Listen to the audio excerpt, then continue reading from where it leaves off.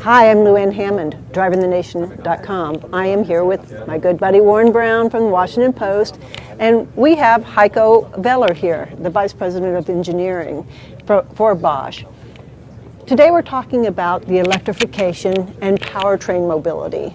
We're actually kind of calling it the mobility, the evolving mobility. You know, Warren, you just wrote a story in Washington Post on Sunday about connected cars, automated cars.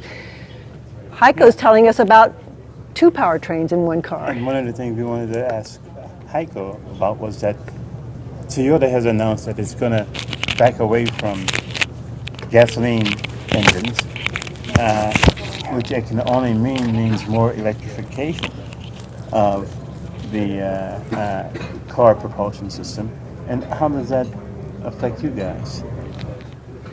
I would tend to agree that there is a paradigm shift in the way that the powertrain is going to be set up in the future. We're seeing a trend to hybridization already ongoing now, still in low volumes. I guess to meet the future legislation requirements on fuel economy and also preparing for the future, using less oil, there will be a change in the powertrain that we foresee, mainly taking off into 2020-25. And we're certainly not talking about today, because right now people are buying SUVs and crossovers like crazy. But you're talking about sort of in the future, as more regulations and more legislation is passed to create cars that have to go 55 miles per gallon. Yes, and to meet that requirement, if you look at the current fleet out there, there is still ways to go, and the internal combustion engine still has its potential to improve fuel economy, but there is a point that maybe I would even call it the tipping point, that it's better to invest in an electric powertrain or a hybrid powertrain that complements the internal combustion engine to meet those requirements of the future. Well, Heiko, your company just did something that I found surprising. You invested heavily in a California company that is a battery company, an advanced battery company. But you did it at a time when gasoline on the East Coast certainly can be bought for about $2 a gallon. It seemed crazy. What is SEO? SEEO? It's a company that provides a different kind of lithium-ion technology, which we call solid-state lithium-ion technology.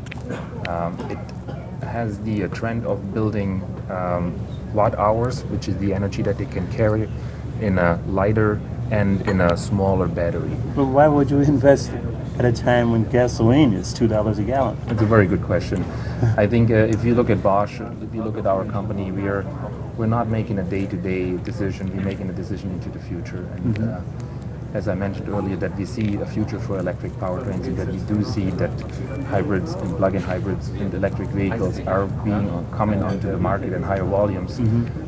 It was a decision that was made into the future rather than to the day-to-day, gasoline price that you see on the gas station. Because OEMs have to sell today what is at demand. You have to look in the future to see what OEMs are going to want to sell.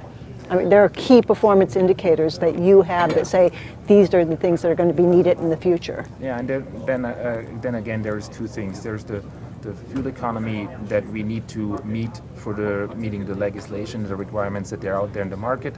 And then, of course, the end consumer will play a role in that. But there's like two sides to it. Yeah. You have to meet the requirements, and then the consumer, of course, would like to have, a cheap way for mobility.